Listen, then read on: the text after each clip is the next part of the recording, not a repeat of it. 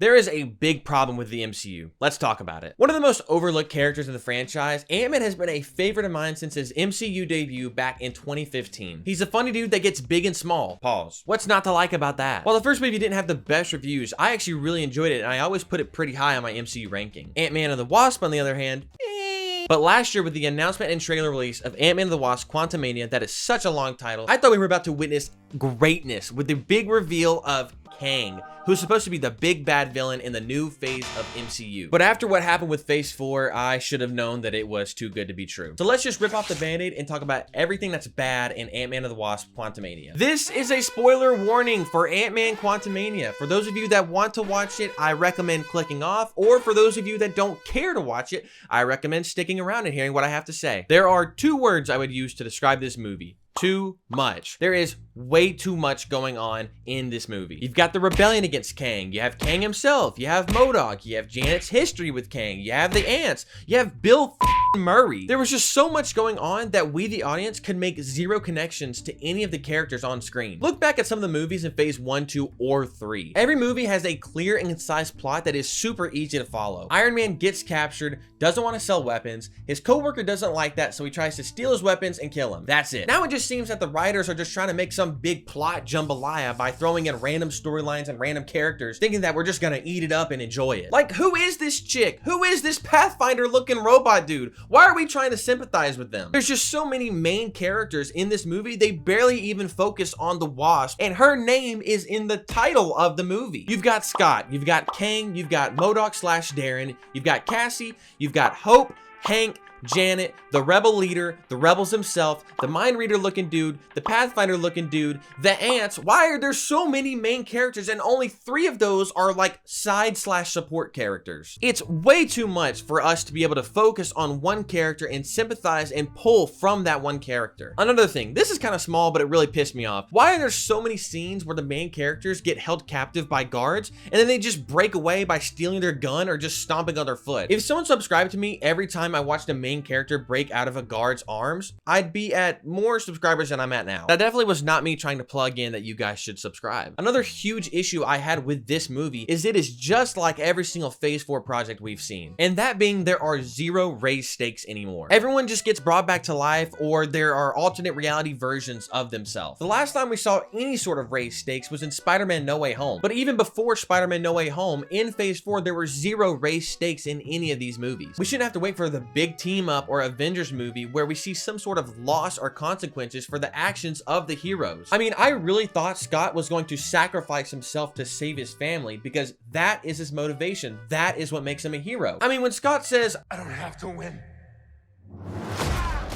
We both just have to lose.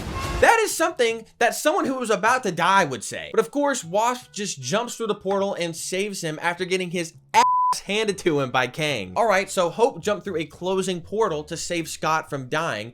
Surely that's the sacrifice we see. They're both stuck in the quantum realm, right? Absolutely not. Here in the MCU, we fixed the portal machine in mere minutes to save our 2 characters from their sacrifice. Nothing feels important anymore. Jeremy Johns, a movie YouTuber, had a great example of this. Here, take a look. An entire act was dedicated to showing how one of the great weapon engineers and minds of our time could make a new weapon when faced with the scenario of a life and death 2-week deadline, also opportunity and wit. And there we go, an entire act dedicated to him making this new machine that would basically be the armor of his redemption arc. Now we have college students that can make Iron Man tech and quantum devices in their garages. My next complaint about this movie is something you've probably heard from every single person who's been watching the MCU, and that is the comedy. There is so much comedy. Why can there not be a single moment of fear or darkness in any of these movies? Kang the Conqueror, the destroyer of realities and timelines,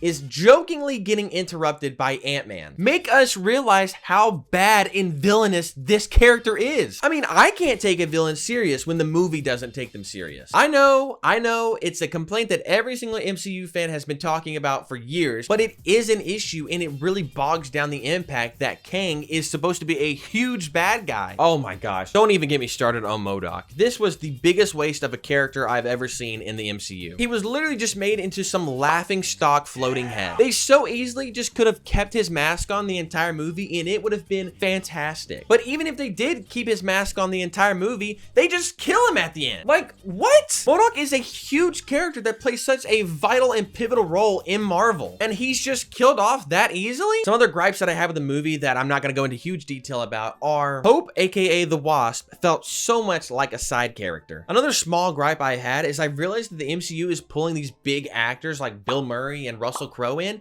and then just killing them off in a couple minutes. The writing of this movie is just not good. Why is Darren / MODOK having a redemption arc after almost murdering Scott's daughter and family? Not to mention his redemption arc line is flying into Kang's bubble saying, "I am not a dick." And my last gripe with Ant-Man and the Wasp: Quantamania is that there is no Michael Pena in this movie. He is the best character in the MCU. Why is he not in this movie? All right, I think now that we're done talking about the bad of the movie, let's talk about some of the good. Jonathan Majors was flawless as Kang. If you watch or read any review, they're gonna say pretty much the same thing I'm saying now. He provides such a charm to his character, then boom, switches it around and becomes absolutely terrifying. When the comedy hits, it hits good. I know I just complained about there being too much comedy in the MCU, but there are some really good jokes that land in the movie. And that's about it for the good. I will say I enjoyed this more than Thor: Love and Thunder and Doctor Strange Multiverse of Madness. But just because I liked it more does not mean that it's a step in the right direction. There are a lot of problems that they have got to fix in the MCU, and they've got to figure their shit